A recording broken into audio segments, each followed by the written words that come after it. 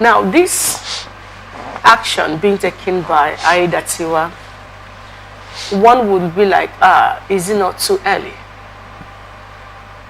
Do you think it's going to have any impact in his administration going forward, being that they were appointed by Akeredolu? Well, I will look at it from two perspectives. One is the fact that as a sitting governor at the moment, he will want to have his loyalists at the grassroots. The other aspect is citing the court order earlier that they should not be sworn in and all that and all that. You know, sometimes he may have not been in good terms with that arrangement, probably while he was deputy governor, but because he was deputy, he couldn't at the point speak. Yeah. So it is now within his powers, within his purview, to see how he could exhibit those things he has been planning all this while. You know, the local government caretaker committees, the court said they should not be sworn in. They shouldn't be nominated and sworn in, but Rotimi went ahead and did that. Now he's in power. He's citing the court order as the premise upon which he has decided to see how he could drop them. But on the other hand, politically, there could be this plan that he wants to see how he can grab the grassroots, having his own men, his own people at the grassroots. You know, when power changes, when government changes, you would think like, you know, tilt towards the person in power.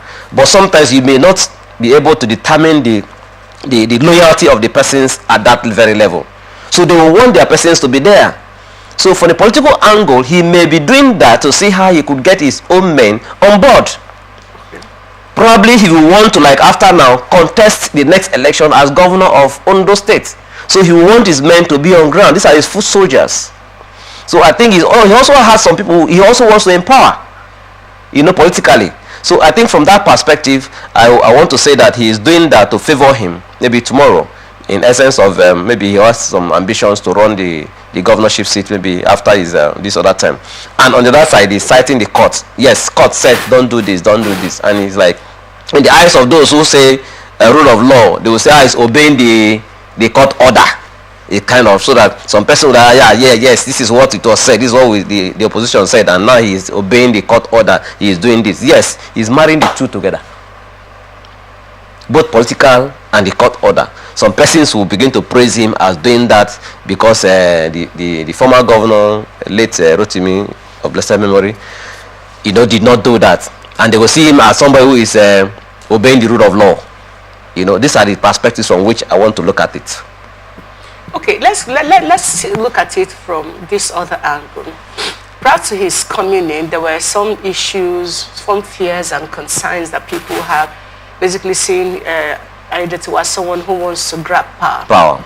However, at his inauguration, after the former governor passed on, he said he's going to continue to ensure that the former governor's projects are well secured and developed to its fullest. Yes. He even said he was going to, I think there was a conversation about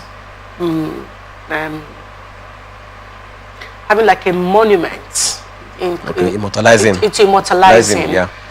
Yeah, I think there was something else too. Well, we are basically, let's look at it from these two angles that I can have my hold on right now. So he's saying that, oh, this is what has happened, and this is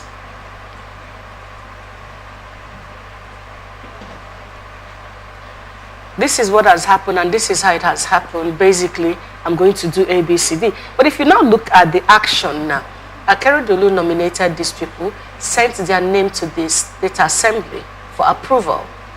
Now, the PDP went to court. Okay. It wasn't him or the APC that went, it was the PDP that went to court. Yes. Basically saying,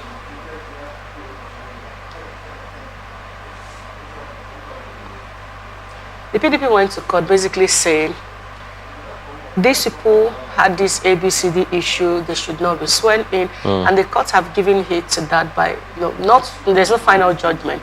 Now, while they're waiting for final judgments, Aidatiwa is saying, please, status quo maintained. Okay. You're not going there, you're not doing anything. Isn't it too early for someone who says he wants to obey his predecessor? He wants to follow, sure that his projects are continued and all of that. Isn't it too early to begin to overturn things? Well, when he said, I know there's a court order. Yeah. When he said, but like following it back to back the way he did. When he says, is it not too early? There are issues we need to look at. Okay. This issue has been there. There has been this crisis. Other parties have been saying that, look, don't do this. They went to court. Now, like I said earlier, he wants to prove to the people that he's pro the people. That is pro the people. He wants the people to believe that he is this person that want to go by the rule of law, want to obey court orders, so that people will not begin to see him as somebody who is beginning to be very authoritative and maybe he wants to do things as he feels he wants to do it. That's the perspective he's looking at. So that those persons who went to court will now feel relieved, a kind of that this person that is on board now is not like this other. Continue the project of the former governor is okay. There are things he may not touch, there are things he may not change. But these ones, like I said, are critical to the hearts of the people. And because he wants to do the biddings to feel, to get all parties on his side, to believing that he is the one that can, do some other thing. When people get into offices, even when they are not legitimately elected there, they do some things that legitimize their office, so that people begin to be happy with them, to feel how they can get this thing move forward. So I think he's trying to please the minds of the people who believe that these persons were not supposed to be there.